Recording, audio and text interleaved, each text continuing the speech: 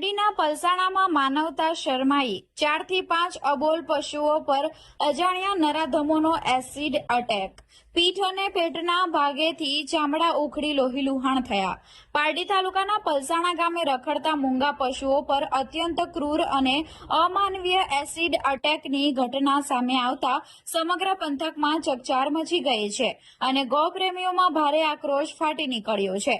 ગામમાં મુક્તપણે ફરતા 4 થી 5 જેટલા ગાય અને બળદ પર કોઈ અજાણ્યા અસામાજિક તત્વો દ્વારા એસિડ અથવા જ્વલનશીલ કેમિકલ ફેંકવામાં આવ્યું હતું।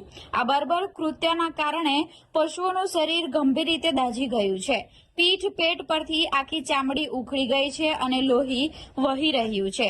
આ દયનીય સ્થિતિમાં પશુઓ અસહ્ય પીડા સાથે પલસાણા વિસ્તારમાં ભટકતા મજબૂર જોવા મળ્યા છે, જેને જોઈ ગ્રામજનોના કાળજા કંપી ઉઠ્યા છે।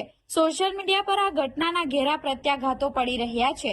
પશુઓની વહારે આવી સ્થાનિક ગૌપ્રેમીઓએ ભારે જહેમત બાદ તમામ ઘાયલ પશુઓનું રેસ્ક્યુ કરવા સાથે વેટનરી ડોક્ટરની મદદથી સ્થળ પર જ તાકીદની સારવાર શરૂ કરાવી તેમનો જીવ બચાવવાની કામગીરી કરી રહ્યા છે।